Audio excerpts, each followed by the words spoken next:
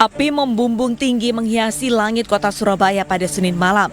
Kebakaran hebat terjadi pada gudang tiner di Jalan Kalianak 55. Besarnya api sempat membuat ledakan beberapa kali. Dan guna memadamkan api, petugas harus mengerahkan lebih dari 27 mobil pemadam kebakaran. Konsleting listrik, apinya langsung menjalar gitu aja. Setelah itu sempat dipadamkan atau langsung?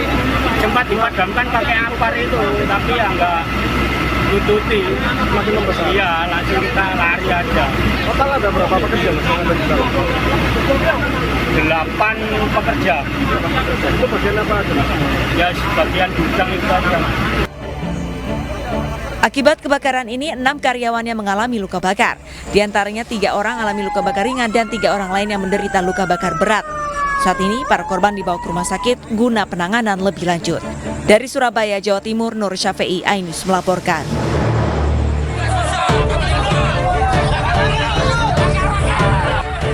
Sekelompok orang dari pihak tergugat atas lahan 1 hektar lebih berusaha menghalangi alat berat yang diterjunkan ke lokasi eksekusi lahan dan bangunan yang terletak di Kelurahan Payu Selinca, Kecamatan Jambi Timur, Kota Jambi.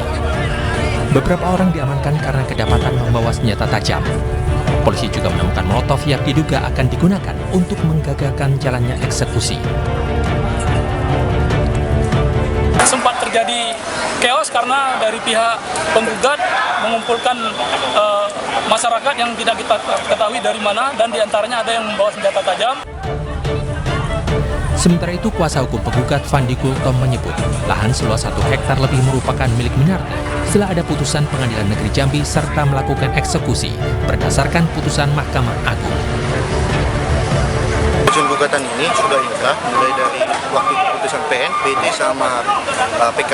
Kata ini milik Bu Minardi. Setelah penghuni bangunan mengosongkan ruko yang ditempati, 2 alat berat membongkar bangunan yang berdiri di atas lahan. Dari kota Jambi, Andrianus Susandra, iNews melaporkan. Seorang siswi kelas 6 sekolah dasar dicekoki minuman keras dan diperkosa 4 pemuda yang juga masih di bawah umur di Indramayu, Jawa Barat. Sementara ibu korban meninggal dunia lantaran terkejut mengetahui peristiwa yang dialami putri kesayangannya.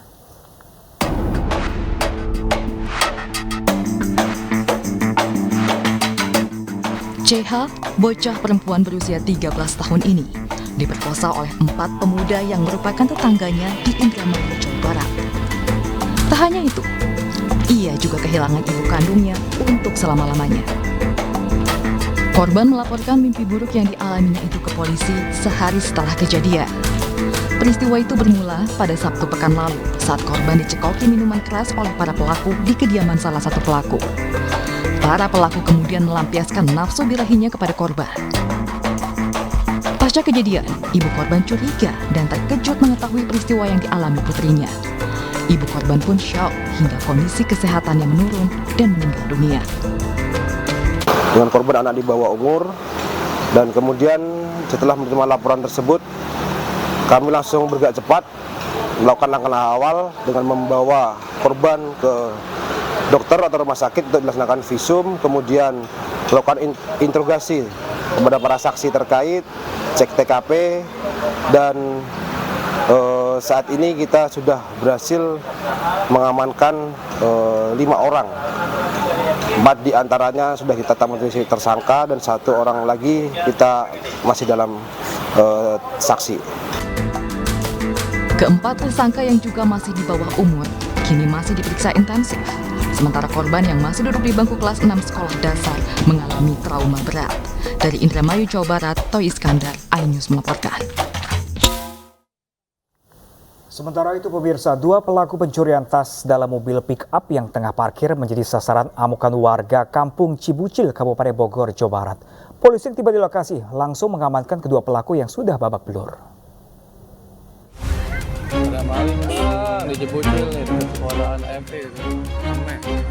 Puluhan warga mengepung 2 pelaku pencurian tas di dalam mobil pick-up yang terparkir di Kampung Cibucil, Kecamatan Jonggol, Kabupaten Bogor, Jawa Barat, Minggu siang.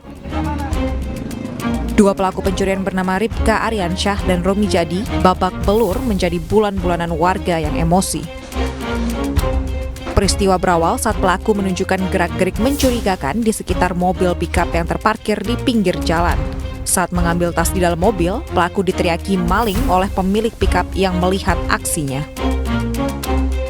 Kedua pelaku panik dan langsung melarikan diri, namun gagal karena saat berlari, keduanya ditendang oleh warga hingga terjatuh. Warga kemudian mengeroyok dan melaporkan keduanya ke pihak kepolisian. Pelaku tersebut melakukan pencurian sebuah tas yang berada di dalam mobil pick-up yang sedang terparkir di pinggir jalan di Kampung Cibucil. Nah, saat ini barang buktinya apa aja dan yang diamankan? Untuk sementara barang bukti yang diamankan satu unit sepeda motor yang digunakan oleh pelaku untuk melakukan tindak pencurian serta satu buah kunci letter T yang digunakan oleh pelaku untuk merusak rumah kunci mobil. Atas perbuatannya, kedua pelaku kini ditahan di Polsek Jonggol dan dikenakan pasal 363 tentang pencurian dengan ancaman hukuman 5 tahun penjara. Dari Kabupaten Bogor, Cahyat Supriyatna, iNews melaporkan. Pemirsa, 2 WNA yang menganiaya karyawan salon perawatan kuku di Badung, Bali akhirnya ditangkap polisi. Ya, pemirsa, keduanya ditangkap di Bandara Igusti Ngurah Rai, Bali saat hendak kabur ke Thailand.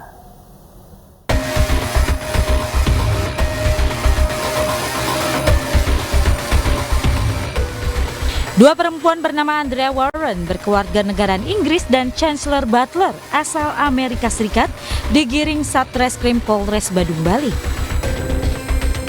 Keduanya ditangkap saat hendak kabur menuju Thailand.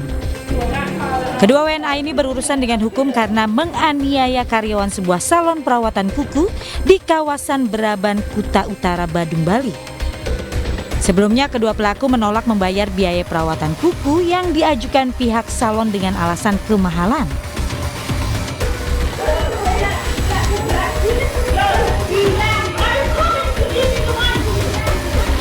Dari rekaman CCTV dan kamera karyawan terlihat WNA tersebut dengan kasar memegang lengan kasir sambil mengeluarkan kata-kata kasar.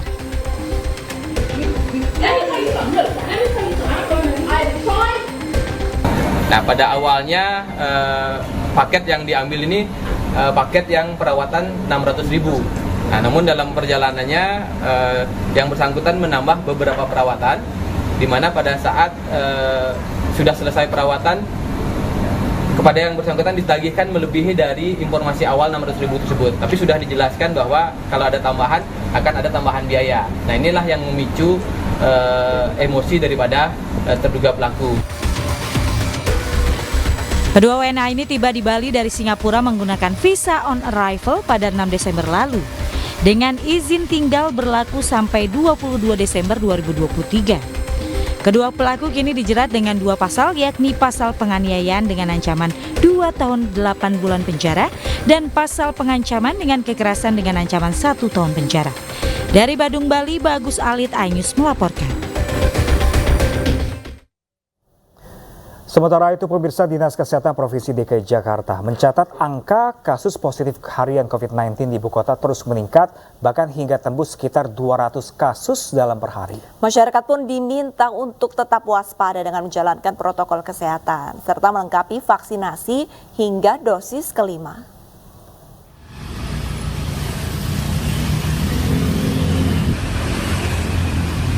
Jelang berakhirnya tahun 2023, angka kasus COVID-19 di Jakarta terus mengalami peningkatan.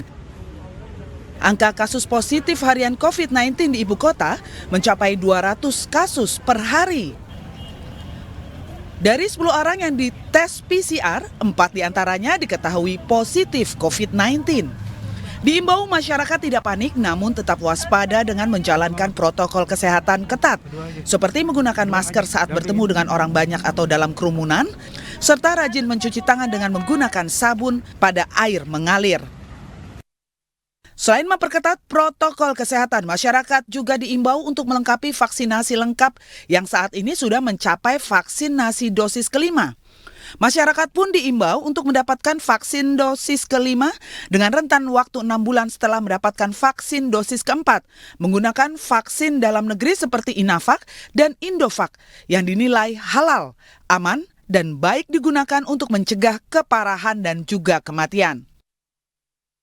Tapi masyarakat tidak perlu panik karena sudah endemi sejak Juni 2023, artinya tanggung jawab utama kesehatan ada pada diri masing-masing. Tentunya pemerintah tidak tinggal diam, terus menghimbau dan juga menghimbau untuk cegah sakit, yaitu dengan perketat prokes. Vaksinasi tidak mencegah sakit, yang mencegah sakit adalah kita perketat prokes kembali untuk mencegah keparahan dan kematian. Kami sangat menghimbau untuk melengkapi vaksinasi segera.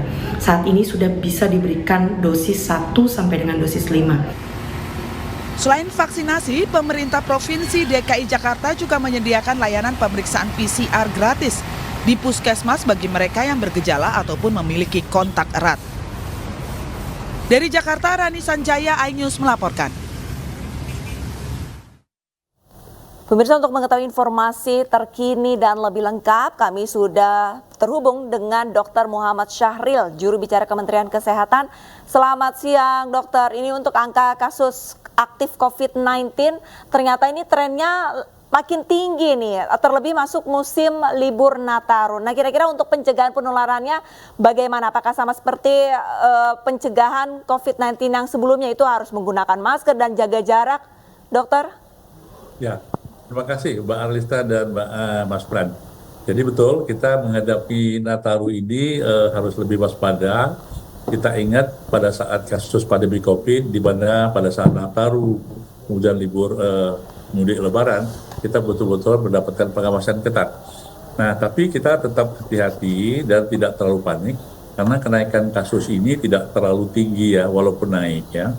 Nah, tentu saja karena ini subvarian yang sama dan sedikit ada yang subvarian baru, EG.2 dan EG.5, dan tingkat keparahannya tidak terlalu tinggi ya. Jadi kita tetap harus melakukan protokol kesehatan dengan baik ya. Ya, itu pakai masker, menjaga jarak dan juga mencuci tangan. Sekaligus jangan lupa PHBS dan vaksinasi. Ini menjadi bagian penting kita dalam mencegah menularkan maupun ditulari gitu, Pak. Oke dokter, ketika itu kan kalau yang terlanjur kena dengan kasus COVID-19 ini kita harus berisolasi berminggu-minggu. Nah, ini perawatannya gimana dokter? Apakah perlu rawat inap lagi atau seperti apa? Jadi agak berbeda ya. Jadi untuk sekarang tetap harus ada isolasi apabila seseorang positif COVID dengan subvarian apapun. Nah, isolasinya tapi tidak terlalu lama ya, hanya 3-5 hari ya, kasus ringan. Tapi apabila dia kasus berat ya dengan komorbid, maka sebaiknya dirawat di rumah sakit supaya pengobatannya juga sekaligus mengobati yang komorbidnya, seperti halnya diabetes mellitus, hipertensi, stroke dan sebagainya, terutama juga kepada usia lanjut ya. Dokter, seperti kita ketahui untuk COVID-19 ini kan sudah bukan jadi pandemi, melainkan jadi endemi, dan virus ini kan bermutasi. Kalau virus COVID-19 yang saat ini tengah naik lagi, ini variannya apa? Karena kan sebelumnya ada varian Alpha, Delta, dan macam-macam. Nah, kalau misalkan untuk yang kali ini, apakah ada nama variannya? Jadi variannya tetap Omicron ya. Tetap Omicron, oke. Ya, tapi subvariannya yang berbeda. Tetapi sebagian besar saat ini masih subvarian yang lama, yaitu XBB 1.5, dan memang di kita ada, tapi sedikit Pak ya, EG.2 maupun EG.5 yang disebut dengan Aries, yaitu sekitar 20%. Tapi apapun subvariannya ini hampir sama ya, gejalanya, kemudian pengobatannya, kemudian cara pencegahannya sama. Jadi kita tidak perlu khawatir, karena kita punya pengalaman yang bagus pada saat pandemi COVID yang lalu gitu, Pak. Oke dokter, kalau untuk ditegaskan lagi, apakah sekarang kita wajib menggunakan masker kembali dan sampai menjaga jarak seperti itu seperti dahulu, atau seperti gimana dokter? Jadi Kementerian Kesehatan setelah membuat suatu edaran untuk menghimbau satu kepada orang yang sedang sakit flu ya, batuk, pilek, demam, itu harus pakai ya itu masker. Dan juga orang yang terdekat pada orang yang sakit flu itu sebaiknya juga pakai masker. Kemudian kalau juga berkunjung atau memasuki fasilitas pelayanan kesehatan, di mana di sana banyak kerumunan orang yang kita tidak tahu ya, di sana ada banyak penyakit yang bukan hanya COVID tapi beberapa penyakit penular. Itu kita menyarankan untuk dipakai ya. Dan tentu saja karena kita sedang akan masuk Nataru, maka juga kita menghimbau kepada seluruh masyarakat apabila masuk dalam suatu kerumunan atau banyak orang, kita himbau untuk memakai masker gitu. Baik, terima kasih banyak atas informasinya Dr. Muhammad Syahril, juru bicara Kementerian Kesehatan, sudah bergabung bersama Ainus Siang. Salam sehat dokter, dan semoga ini warga juga tetap memperketat ya, memperketat. Mungkin kalau di luar ruangan berkumpul juga harus kembali pakai masker lagi kali ya untuk pencegahan ya. Ya.